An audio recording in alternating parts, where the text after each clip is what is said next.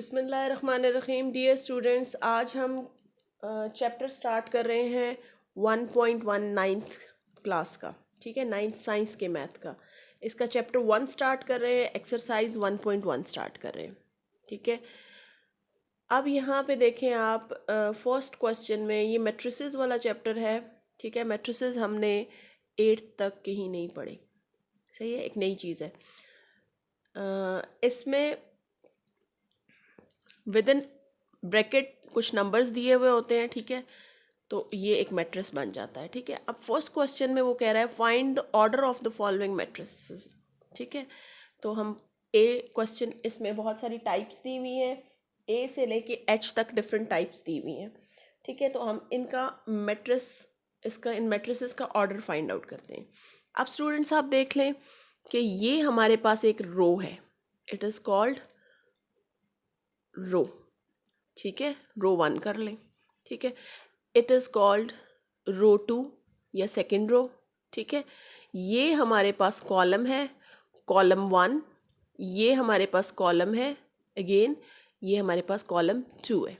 ठीक है स्टूडेंट्स, अब हमने क्या करना है, इसका ऑर्डर फाइंड आउट करना है। ऑर्डर होता है रो बाय कॉलम। ठीक है, अब हमने देखना है कि हमारे पास रोज, नंबर ऑफ रोज कितनी है। यहाँ पे हम लिख लेते हैं रोज, नंबर ऑफ रोज कितनी है 1 2। ठीक है, 1 2, ये नंबर ऑफ रोज हमारे पास है 2। नंबर ऑफ कॉलम्स कितने हैं, नंबर ऑफ कॉलम्स है हमारे पास 2। ठीक है, नंबर ऑफ रोज भी 2 है, नंबर ऑफ कॉलम्स भी 2 है। देन अब हमने क्या करना है, इसका ऑर्डर मालूम करना है। ऑर्डर ऑफ मैट्रिक्स हम लिख लेते हैं, ऑर्डर ऑफ मैट्रिक्स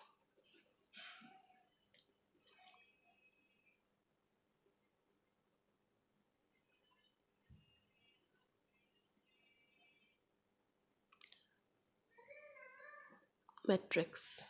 ठीक है, तो ये आ जाएगा 2 बाय 2। ठीक है, मीन्स यहाँ पे एक और ऐड कर लें, आपको ज़्यादा क्लियर हो जाएगा।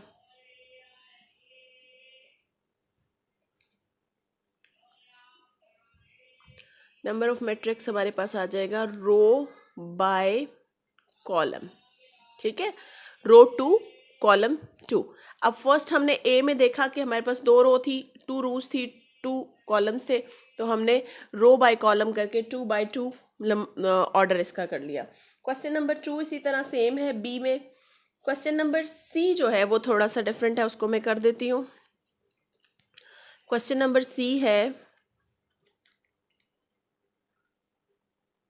2 and 4।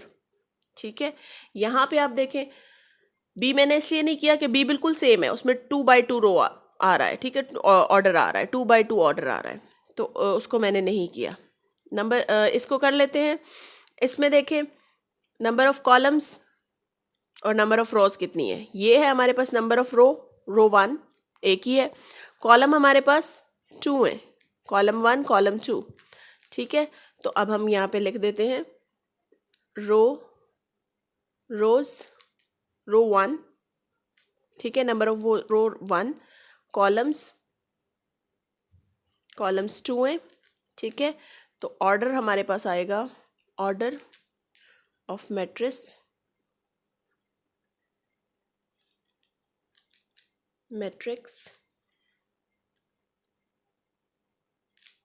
ऑर्डर ऑफ मैट्रिक्स हमारे पास आ जाएगा 1, बल्कि पहले लिख लें रो बाय कॉलम, फिर आप नीचे लिख लें order of matrix 1 by 2। Hopefully students आपको समझ आ गई होगी, वेरी इजी। डी पार्ट इसका देख लेते हैं। डी पार्ट थोड़ा सा फिर डिफरेंट है, उसको भी मैं करा देती हूँ। 406। ठीक है, डी पार्ट में आप देखें कि नंबर ऑफ रोज हैं, रोज हमारे पास कितनी आ रही हैं 1 2 3। ठीक है, नंबर ऑफ रोज आपके पास आ गई 3। नंबर ऑफ कॉलम्स कितने हैं, कॉलम्स आप देखें एक ही कॉलम है। ठीक है, तो तो नंबर ऑफ कॉलम ये आ गए। ये हमारे पास आ जाएगा ऑर्डर ऑफ मैट्रिक्स। ये हमारे पास आएगा जी रो बाय कॉलम। तो ये आ जाएगा हमारे पास order of matrix row by column. Then it's mean order of matrix हमारे पास आ गया 3/1।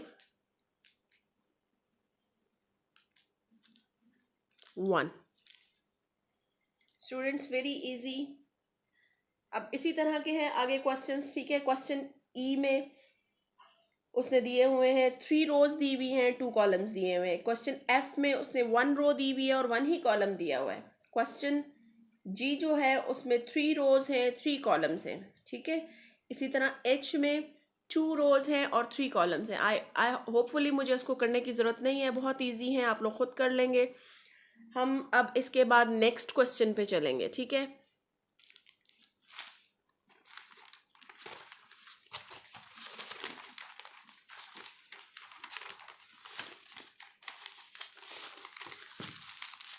यहाँ पे इसका एफ पार्ट मैं करवा देती हूँ। एफ पार्ट भी बहुत इजी है, 2 2, ठीक है। अब इसमें देखें रोज कितनी है 1, कॉलम कितने हैं 1, तो ऑर्डर क्या आएगा, ऑर्डर 1/1, ठीक है। होपफुली स्टूडेंट्स आपको कोई इश्यू नहीं होगा। बाकी जो 2-3 क्वेश्चंस रह गए हैं वो भी इसी तरह है। Dear students, next question is question number 2। Question number 2 में वो कह रहा है which of the following matrices are equal, ठीक है। उसने मैट्रिक्स दिए हुए हैं ए से जे तक, ठीक है। बुक के ऊपर आप देखें, आपकी बुक के ऊपर मौजूद है, ए से जे तक उसने डिफरेंट मैट्रिसेस दिए हुए हैं और वो कह रहा है कि इनमें से कौन से सेम है। अब आप देखें फर्स्ट वाला जो मैट्रिक्स है ए के साथ है 3, बी है, बी के साथ है 3 है और 5 है, सी है, सी के साथ है 5 -2, ठीक है। इसी तरह डिफरेंट दिए हुए हैं, डी है, डी के साथ है 5 3, ई है, ई के साथ है 4 6 0 2, एफ है, एफ के साथ है 2 6, जी है, जी के साथ है 3 -2 3 +3, अगेन एच के साथ है 4 0 6 2, एफ के साथ है 2 6,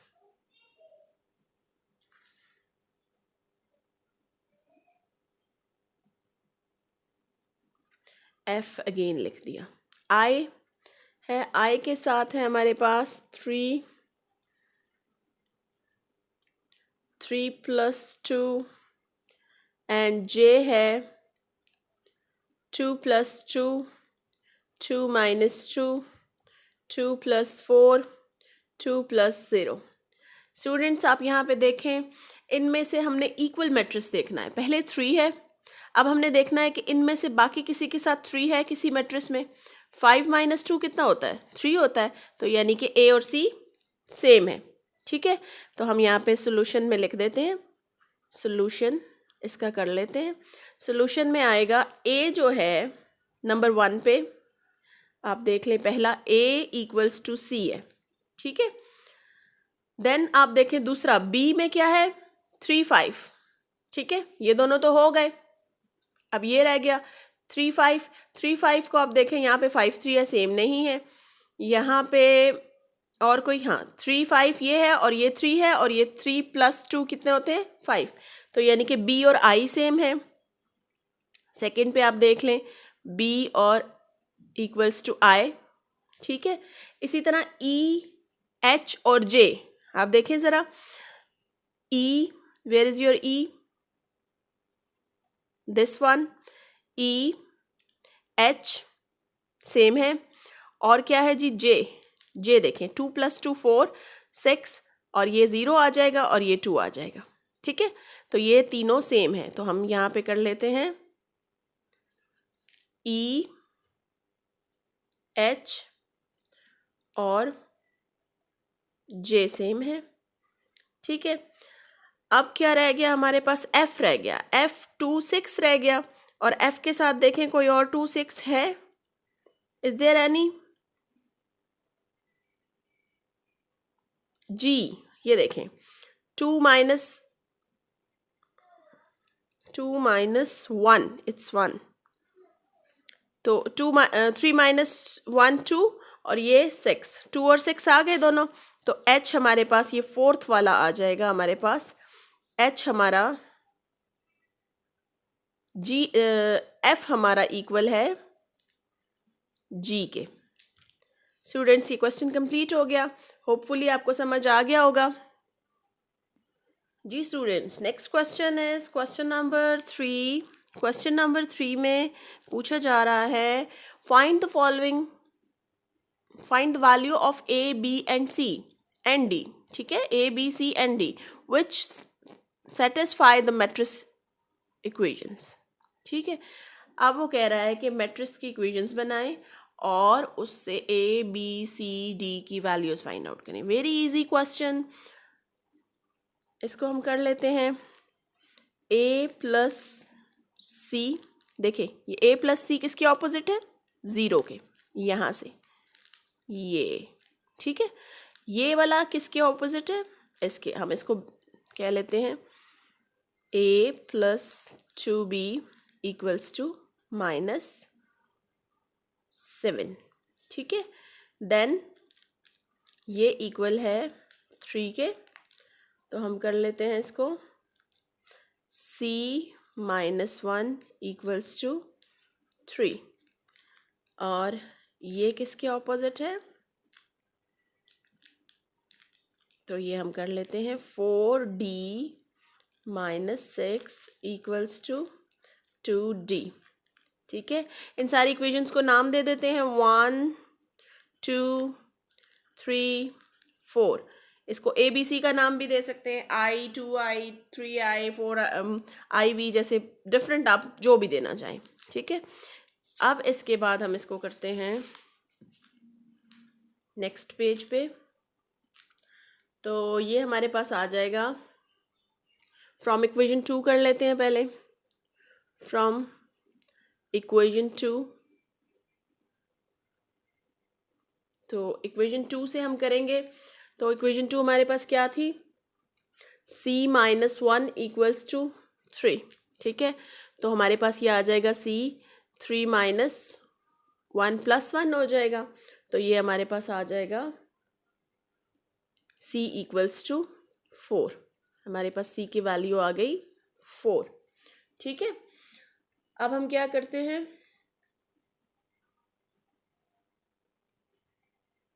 putting this value in equation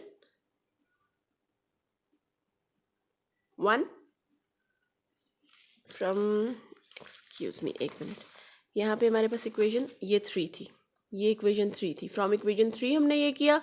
अब हम इस वैल्यू को 1 में पुट करते हैं।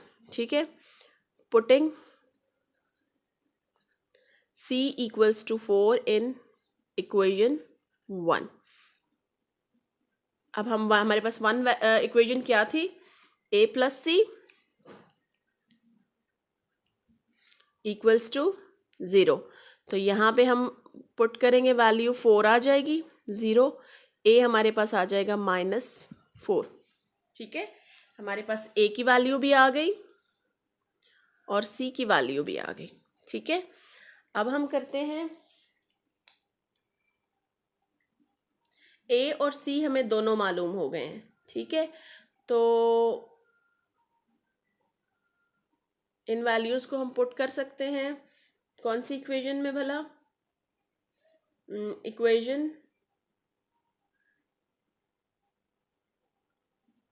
आगे जो 3 और 4 हमारे पास इक्वेशंस हैं, इनमें C भी नहीं है, A है, C नहीं है, 3 वाली में हम A की वैल्यू पुट कर देते हैं। ठीक है, putting a equals to -4 in equation 3, 2. Which one is equation 2? Equation 2 में है हमारे पास a और b, ये देख लें। इक्वेशन 2 में हमारे पास a और b दोनों है, ठीक है। इस तरह से हम जब a की वैल्यू पुट करेंगे तो हमारे पास b आ जाएगा। तो a हमारे पास क्या है जी, a plus 2b equals to -7, ये इक्वेशन थी। तो ये हमारे पास आ गया -4 plus 2b equals to -7। 2b को हम यहीं रहने देते हैं, तो ये हमारे पास आ जाएगा -7 प्लस 4, ठीक है। तो 2b ये आ जाएगा हमारे पास 3 -3, तो b इक्वल्स टू -3/2। ये हमारे पास आ गई एक और इक्वेशन, ठीक है। b की वैल्यू, c की वैल्यू आ गई, a की वैल्यू आ गई और b की वैल्यू आ गई। इक्वेशन नंबर 4 को आप देखें तो इक्वेशन नंबर 4 में a b c कुछ भी नहीं है, जस्ट d है। तो उसको तो हम सिंपली कर लेते हैं, ठीक है। तो उसके लिए हम करते हैं फ्रॉम इक्वेशन 4। इक्वेशन 4 में हमारे पास है 4d -6 इक्वल्स टू 2d, ठीक है, दिस वन। देन हम करते हैं इसको 4d -2d, ठीक है। इसको हम इधर लेके आ गए, ठीक है। तो ये माइनस हो गया और 6 को हम इधर लेके आए तो ये पॉजिटिव हो गया। ये आ गया हमारे पास 2d equals to 6, d equals to 6/2, d equals to 3। तो हमारे पास d भी आ गया, ठीक है। a b c d की तमाम सबकी वैल्यूज़ हमारे पास आ गई। हम इनको अलग से लिख भी सकते हैं, ठीक है, और इतना भी कर लें तो सफिशेंट है।